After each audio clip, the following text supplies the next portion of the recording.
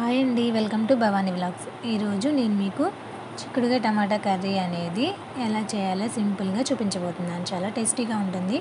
ముందుగా పావు కిలో చిక్కుడుకాయలు తీసుకొని వాటర్ వేసుకొని వాష్ చేసుకొని కొంచెం వాటర్ ఉంచుకొని స్టవ్ ఆన్ చేసి దాంట్లో కొంచెం సాల్ట్ వేసి మూత పెట్టేసి 10 మినిట్స్ పాటు బాయిల్ చేసుకోవాలి. 10 మినిట్స్ తర్వాత తీసేసి కొంచెం బాండీ పెట్టేసుకొని ఆయిల్ వేసి పోపు దినుసులు వేసుకొని మనం పావు కిలో చిక్కుడుకాయలకి పావు కిలో టమాటాలు, ఉల్లిపాయ, ఒక పచ్చిమిర్చి, కొంచెం జింజర్ గార్లిక్ పేస్ట్ తీసుకోవాలి. ఇవి కొంచెం దోరగా వేగిన తర్వాత కొంచెం రెడ్గా కనపడతాయి.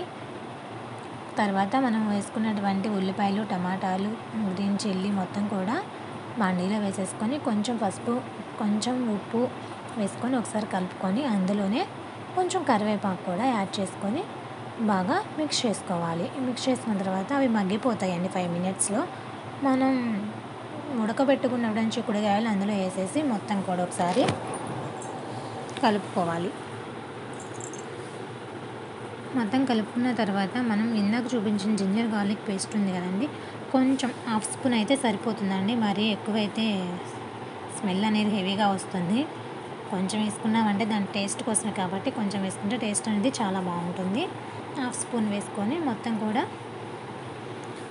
కలుపుకోవాలి.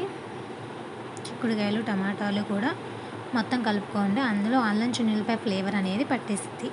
తర్వాత కొంచెం కారం వేసుకోండి. నాకైతే ఉప్పు సరిపోయిందండి. ఇందాక వేసాను కదా, చిక్కుడుకాయల్లో వేసాను ఆల్రెడీ ఉడకబెట్టేటప్పుడు, ముక్కల్లో కూడా వేసాను కాబట్టి నాకు సరిపోయింది.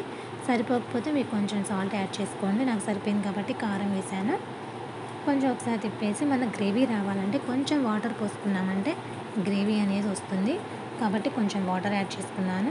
వాటర్ యాడ్ చేసుకున్న తర్వాత మొత్తం కూడా ఒకసారి అలా కలుపుకొని మూత పెట్టేసేసుకోండి. ఏదన్నా మూత పెట్టేసేసామంటే ఒక 5 మినిట్స్లో మనకి ఉన్న వాటర్ అన్నీ కూడా ఇంకిపోయి పైకి వాటర్ అనేది పోయి పైకి ఆయిల్ అనేది కనపడుతుంది.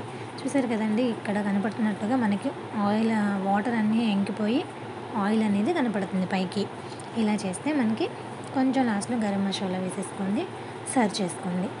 చాలా అంటే చాలా సింపుల్గా టేస్టీగా ఉంటుందండి. చాలా బాగుంటుంది. ఒకసారి మీకు ట్రై చేయండి. Boy friends.